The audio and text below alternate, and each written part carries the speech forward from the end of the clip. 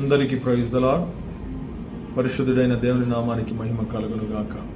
మత్తయి సువార్త 18వ అధ్యాయము 4వ వచనము. కాగా ఈ బిడ్డ వలె తన్ను తాను తగ్గించుకుని వాడెవడో వాడే పరలోక రాజ్యములో గొప్పవాడు అంటున్నాడు ప్రభువైన యేసుక్రీస్తుల వారు.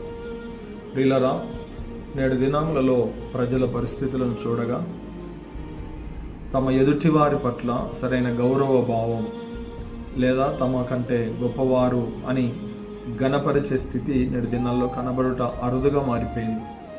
ఎదుటి వారిని గౌరవించడం, ఘనపరచడం అనేది చాలా మంది జీవితాలలో కనబడతలేదు. ఎదుటి వారిని తక్కువ చేసినట్లు మాట్లాడడం, ఎదుటి వారిని తిరస్కరించినట్టు మాట్లాడడం, ఎదుటి వారి ఎడల చిన్న చూపుతో మాట్లాడడం అనేది ప్రతి మనుషునిలో, ప్రతి స్త్రీ పురుషులలో సహజమైపోయింది.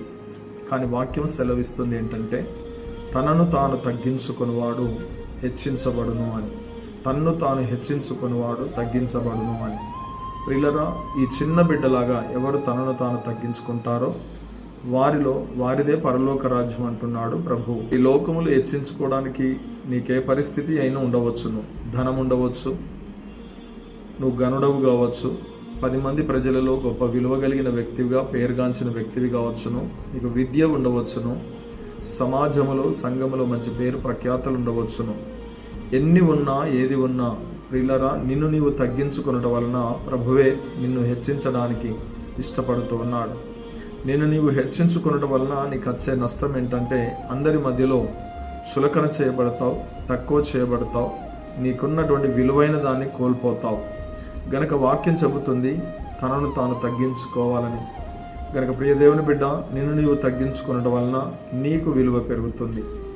నువ్వు మాటలలో కానీ నడవడికలో కానీ నిన్ను నీవు తగ్గించుకునటం వలన నీకు క్షేమం కలుగుతుంది. ప్రభువే అంటున్నాడు పరలోక రాజ్యంలో గొప్పవాడు అవుతాడు అని. గనక మనల్ని మనం తగ్గించుకుందాం. ప్రభు అయిన యేసు పరలోకము నుండి తన్ను తాను తగ్గించుకొని ఈ భూమి మీదకి నరవతారిగా వచ్చాడు, మనుష్య కుమారుడిగా వచ్చాడు.